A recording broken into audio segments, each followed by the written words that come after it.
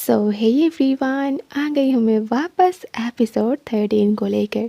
तो अब सोलंग के पास सिर्फ 3 मंथ है उस प्रोजेक्ट को कंप्लीट करने के लिए।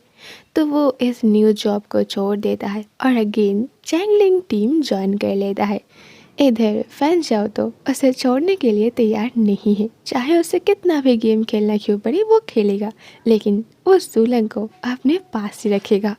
तो उस रिसर्च टीम को ज्वाइन करने के बाद से सोलंग घर वापस नहीं गया था। वो वहीं पर रहने लगा और ऐसे ही करीब 2 मंथ्स बीत जाता है। कुछ दिनों से बारिश हो रहा है तो सोलंग ने डिसाइड किया आज वो थोड़ा बाहर निकलेगा और नेचर को एंजॉय करेगा। बाहर आते ही बाकी सारे मेंबर्स उसे घेर लेता है और पूछता है कि इस 3 मंथ्स के बाद जब ये प्रोजेक्ट ख़त्म हो जाएगा तब उसका क्या प्लानिंग है। सोलंग चुप रहता है क्योंकि वो कैसे बताएगा, क्योंकि फैन जाओ तो उसके लाइफ को कंट्रोल करता है तो उसे नहीं पता आगे क्या होने वाला है।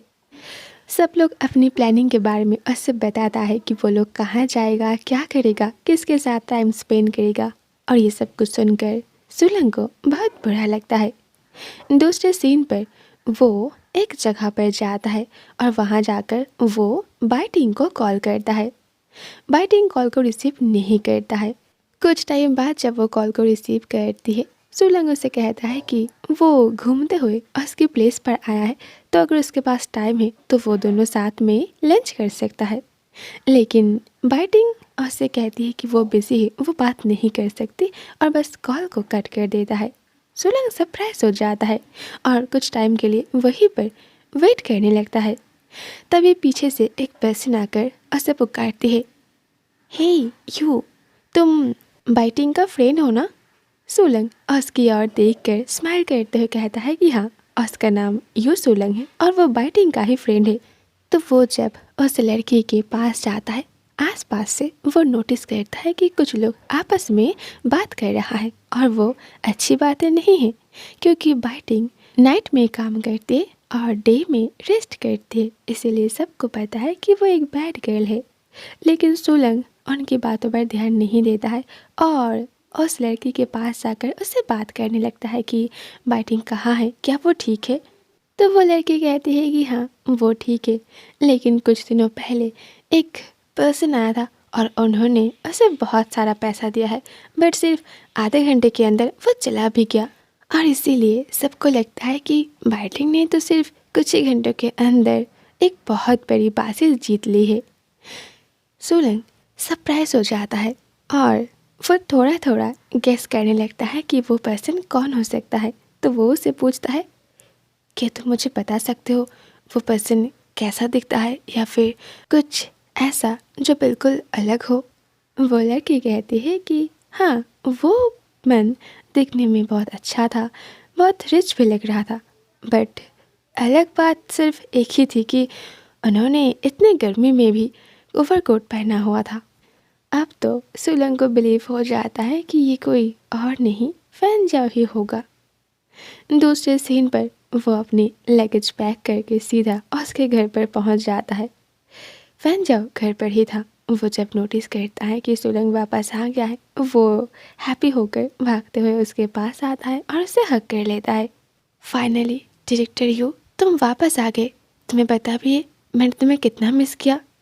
सोलंग के चेहरे पर कोई स्माइल नहीं था। वो सीरियस होकर उसे कहता है, आप जानते हो ना 3 मंथ्स हो चुका है और वो प्रोजेक्ट भी ऑलमोस्ट कंप्लीट होने ही वाला है, हम बस उसे सबमिट कर देंगे।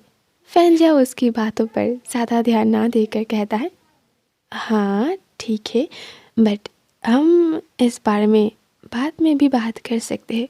तुम जानते हो ना कि इन दिनों मैंने तुम्हें कितना मिस किया, तुम्हें कोई आइडिया भी नहीं है कि मैंने तुम्हारे बिना कैसे सरवाइव किया। चलो अब मुझे किस करने दो। ये कहने के बाद वो जैसे ही उसे किस करने के लिए आगे बढ़ता है, सोलंग उससे दूर हटा देता है।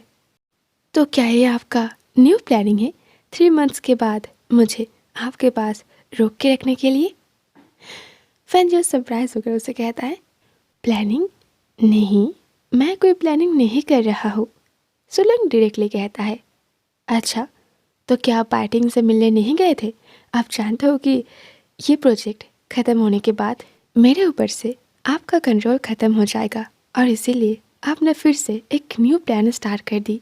तो क्या आप अभी भी ओवरकोट पहनते हो? आप उससे मिलने गए थे राइट? फैन जाओ अपने कपड़े को थोड़ा ठीक कर लेता है।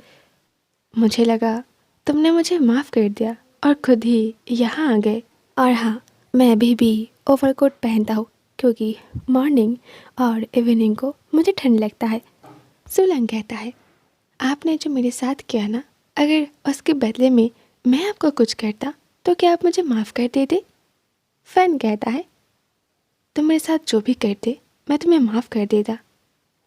सुलंग गुस्से में कहता है, आप खुद को लेकर बहुत कॉन्फिडेंट हो ना, लेकिन आपको कोई अंदाज़ा भी नहीं है। आप ये जो गेम खेलते हो ना दूसरों के साथ, जब कोई दूसरा आपके साथ गेम खेलेगा तब आपको रियलाइज़ होगा कि कितना पेन होता है।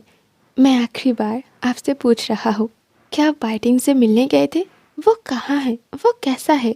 फैन खड़ा होता है और क्लियरली उसकी बातों को इग्नोर कर देता है। तो क्या आप सच में तुम मुझे नहीं चाहते?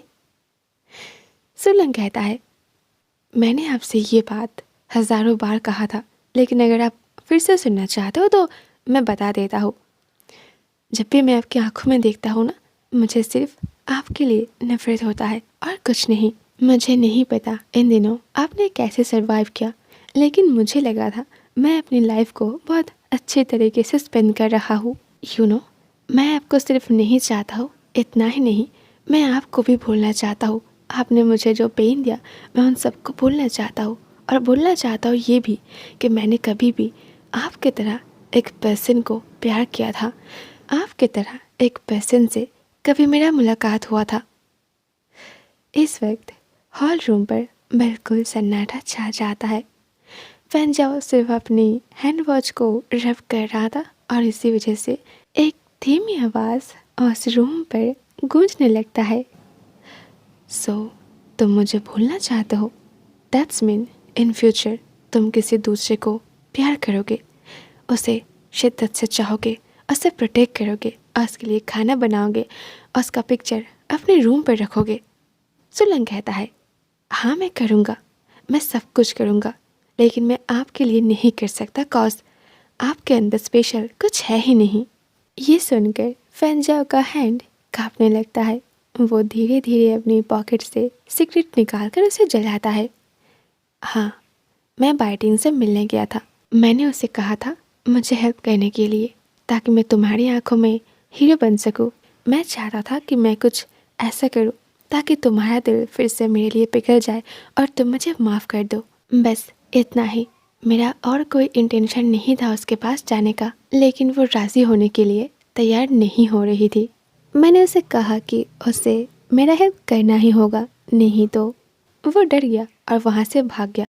फिर एक स्माइल करते हुए कहता है, यू सोलंग, तुम्हारे कितने सारे वीकनेस है, प्रेसिडेंट हुआंग, बाइटिंग और वो तुम्हारा ट्रैवल मेकर भाई।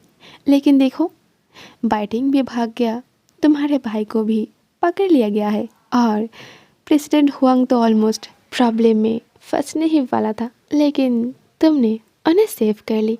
तब तुम ही बताओ, क्या मेरे पास कोई और है जिसे मैं अपने तरीके से समझाकर तुम्हारे खिलाफ यूज़ कर सकूं और तुम्हें अपने पास रोक के रख सकूं?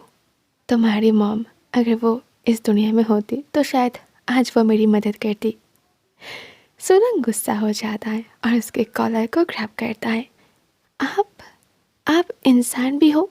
मेरी मॉम की डेथ हो चुकी है, तो आप क्या करना चाहते हो? फैन उसकी ओर देखते हुए कहता है, तुम्हारी आंखों में तो मैं बहुत पहले से ही एक बैडमैन हूँ ना, तो तुम ही बताओ मैं क्या चाहता हूँ? मैं तुम्हें किस करना चाहता हूँ, तुम्हारे क्लोज आना चाहता हूँ, तो क्या तुम बेड पर जाके मेरे लिए वेट करोगे या फिर मैं ही तुम्हें लेकर जाऊँ? सोलंग और भी गुस्सा हो जाता है और उसे एक पंच करता है, जिस वजह से फैन जाओ एक वल से जाकर टकरा जाता है। सोलंग उसके पास जाकर उसके नेक को ग्रैब करता है। हाँ, आप एक बैडमैन पहले से ही हो, लेकिन क्या बैडमैन का कोई वीकनेस नहीं होता है? फिर वो अपनी पॉकेट से फ़ोन निकाल कर उसे अनलॉक करता है और स्क्रॉल करते हुए उसे दिखाने लगता है। ये है, ये आपकी करतूत। आज तक आपने जो कुछ भी गलत काम किया है ना, उन सब का रिकॉर्ड मेरे पास है। फैन जाओ, आपको पनिशमेंट मिलने के लिए ये सारा प्रूफ काफ़ी है। और ये है आपका भाई फैनियो का रिकॉर्ड। मैं भूल कैसे गया था कि वो आप ही का भाई है, तो उसका काम भी तो आपके तरह ही होगा ना। लेकिन एक बात तो मेरे लिए अच्छा है कि उनके सारे करतूत आपके लैपटॉप पर था, और इसीलिए वो इतना पागल हो रहा था आपके लैपटॉप से सारे डेटा को लेने के लिए। लेकिन क्या उन्हें पता है, आप तो उनको भी कंट्रोल करते हो। और देखना चाहोगे आप, ये है आपके डैड के खिलाफ मेरे पास प्रूफ। आपके डैड तो आप दोनों को ही पीछे छोड़ दिया, उन्होंने तो मेडिसिन को भी नहीं छोड़ा। आप और आपकी फैमिली कितना ज़्यादा बुरा है। इधर फैन तो ठीक से सांस भी नहीं ले पा रहा था, बट फिर भी वो कोशिश करता है। तो तुम क्या करना चाहते हो? सोलन कहता है, मैं क्या करना चाहता हूँ? आप गेस करो, मुझे क्या करना चाहिए? बस मैं एक क्लिक करूँगा और आपकी फैमिली की सारे करतूत सबके सामने आ जाएगा। फैन कहता है, तो क्या तुम सच में ये काम करना चाहते हो? सोलन की आंखों से आंसू आ जाता है। मुझे बिलीव था कि मैं अपना बेस्ट देकर आपको सेव कर लूँगा, क्योंकि मुझे लगा गॉड ने हेवन से आपको ऐसा गिफ्ट मेरे लिए भेजा, और वो आप ही हो जिसने मुझे फील करवाया कि मैं अकेला नहीं हूँ। आपके साथ मेरा एक दिल का रिश्ता जुड़ गया था, जो कभी भी मिटाया नहीं जा सकता, जो कभी भी ख़त्म नहीं हो सकता। लेकिन अब मुझे ऐसा लग रहा है कि मैं गलत था। आपके साथ कभी भी मेरा कोई रिश्ता था ही नहीं। और शायद लौटूंगी बहुत जल्द पार्ट 2 के साथ। सी यू सून, टाटा।